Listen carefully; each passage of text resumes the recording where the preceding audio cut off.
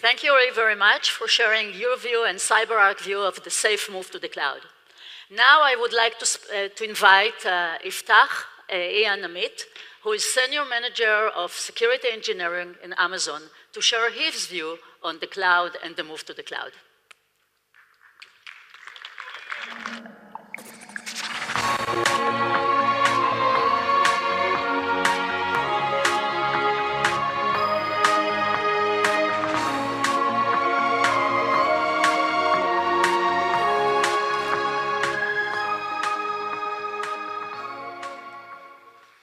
Hey everyone, thanks for keeping awake in this rough hour after lunch. Today I want to talk to you about security, old school security actually. The cloud is just a new version of our old servers that used to be in our basements, in our racks, in our closets, in data centers. And in some sense I get the feeling that we somewhat lost touch with what's the meaning of truly doing security.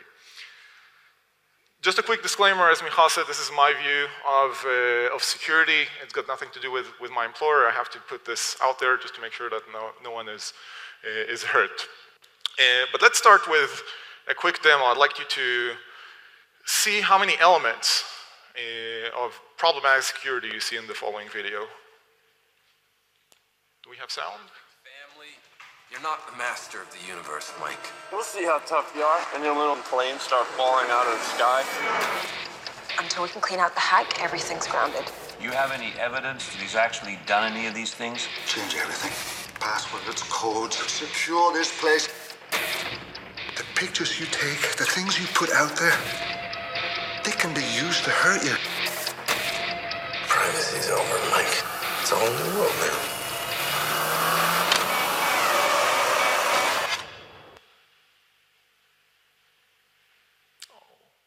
The crash.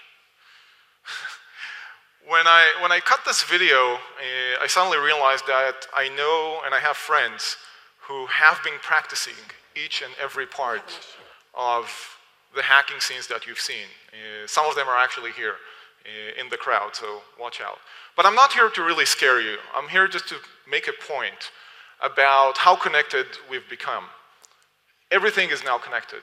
Our phones, our social lives, our business lives, our home entertainment, our home automation, our cars, everything is really connected to each other, and we can add more connectivity and more services on top of those to make our lives easier, to make our work more effective and easier, and just to enhance our day-to-day life and even social lives. But that comes with some kind of burden. And the real burden is, where is all that data? Can anyone really know where each and every piece of data, where each and every piece of information that we're generating, that we're processing, accumulating, passing along, is really saved? Where is that data? In the old times, we used to have floppy disks and hard drives that we know that data is over there. It's a very closed network, it's a closed system, and we at least had the feeling that we have control over where that data is. In nowadays, with distributed systems, systems that are available 24/7 in multiple areas of the world, we don't really know where our data resides. And that poses a big problem, a big question about how do we secure that data? How do we address it? How do we make sure that we grant the right access and deny the wrong access to the data that we generate? And what is really the data? Because there's a lot of metadata that goes around it. As anyone knows, anyone who's ever taken a picture on their phone, it's not just the pixels that compose the visual imagery. There's a lot of metadata that comes with it, that is carried away with it through whatever service we upload that picture to. And it's a big question. How do we treat that data? How do we really secure that data? And let's say that you do know, or you think you know, where that data resides. What does that really mean? Do you know what are the legal implications of storing data in one country versus another? Again, if we assume that you actually know where that data resides. Do you know how to protect it? Do you know what happens if you lose data? Or if someone steals that data? It really depends on where that data resides in terms of what your reaction should be and what your activities should be, and that should factor in to your disaster recovery plan and incident response plan. And I'm not really sure that everyone really understands the full implications of it. So when we are putting data out in the cloud, when we are using third-party services to process our data, we need to take that into account. We need to do the proper mapping of how do we treat that. And data, very much like animals flocking and like people going places, does not want to stay in one place. Every time we consume, every time we connect another service to enhance our lives, to enhance the connectivity, that big network of things connected to things, every time we do that, we open up an exponential kind of complexity of where does that data reside. Can you provide me the assurances that a service that you think is just processing your data doesn't keep it somewhere? And if it doesn't, maybe it just rolls up and summarizes that. That's also something that we need to take into account. How does that affect me? Do I need to account for it? Do I need to put legal bounds around it or treat it differently? It's a big question. And it really boils down back to the fact that we as security professionals haven't been doing that great. And you're seeing a lot of products out there, and you're hearing a lot of people focusing on providing products to protect the digital element of our businesses, of our organizations, of our people and individuals. But they often forget that as security professionals, we're not just tasked to deal with a digital element. It does not live by itself. Michal mentioned it before.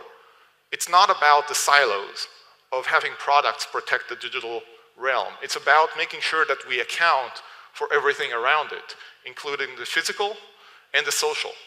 And as any red teamer would tell you, red teaming is not about, poking and prodding on a firewall or stealing a password or some credentials.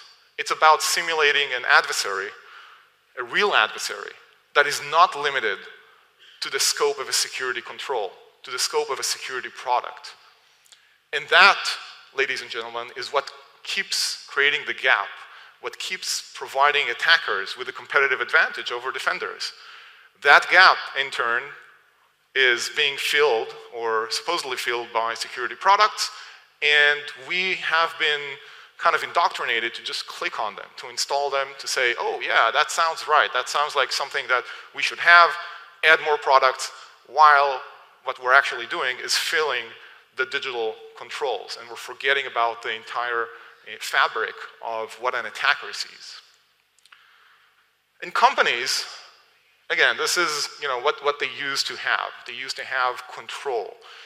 And much like everyone who's traveled to the US and ran across the TSA, those kind of controls are no more than a security theater. It's a feel-good button, all right? It's a feel-good kind of mechanism. I have the data, I can see it. And as Michal mentioned before, the new norm is really moving to the cloud, is moving to a facility that can secure your infrastructure better. I actually disagree with some of the statements said before that it's more complicated and more complex. You know what? I think it's less complicated than spinning up a new server, one of these, that usually used to take you about 8 to 12 weeks. All right? Now you can do it in 5 seconds. So it's really a matter of taking the skills that we learned when we were younger, when we just started in this business, and applying them again to this new environment. Nothing has really changed. The only thing that changes is the technology, and that's easy. But at some point we forgot that we need to keep applying the basics of security to this new technology. So with this new cloud and everyone moving over to the cloud, we have to remember that the basics still matter. Mapping, basic mapping of what do I have. A lot of companies miss out on that. Willy-nilly, setting up servers, setting up networks, and forgetting that there are implications. Every server that you create, every service that you connect into that server, every third-party company, every piece of code that you consume or use in your environment needs to be mapped and fully understood in terms of what is my fabric that I'm now protecting, both the physical, the social, and the digital that I have to account for. It really is going back to the basics. And if we look back, this is what we used to do. This is nothing new. Even when we used to set up data centers and rack servers and connect networks, this is what we did. We took account of inventory. We took account of what is the perimeter, what is my attack surface. We locked those servers physically in place. We locked down that facility. We made sure that only certain people have access. The same still applies. It's just a different technology. That's it. It's really not that complicated. I know I'm supposed to scare you and tell you, oh, the cloud is the new thing, and it's, you need to get certifications and to learn everything about it. But really, security people still do the same basic things. We need to make sure that we're making life easier, not more complicated. You don't need the wizardry of launching a new service and securing it, like in the old days, when you had to re-rack the production server versus the beta one, when you had to retest things. There's no wizardry. We're eliminating a lot of the hard work that we used to do 10, 15, 20 years ago as security professionals, because the new technology allows us to do it faster, more efficiently. We need to keep simplifying that. We need to keep inventing on top of the technologies that we have, on top of the cloud, on top of whatever's going to come up next. And my message is really go back to basics. Be able to create a proper mapping of your assets, know where your data is at, know what you're using, what services, what third parties, what components. Create a threat model. Really basic. When I run into a CISO or anyone who's dealing with security, my first question is, what is your threat model? What are the assets that you're protecting? The business ones, not the technology ones. Who are your threats? And how do you account for them? What kind of controls are you putting in place? Again, not just the technology controls, your actual controls. They may include some tech products. And these are the kind of questions that we as security professionals need to keep asking and to put in context, even when we're dealing with those newfangled technologies. And again, they're not really new. They're the new norm. So that's what I have for you. Thank you very much. Back to Michal.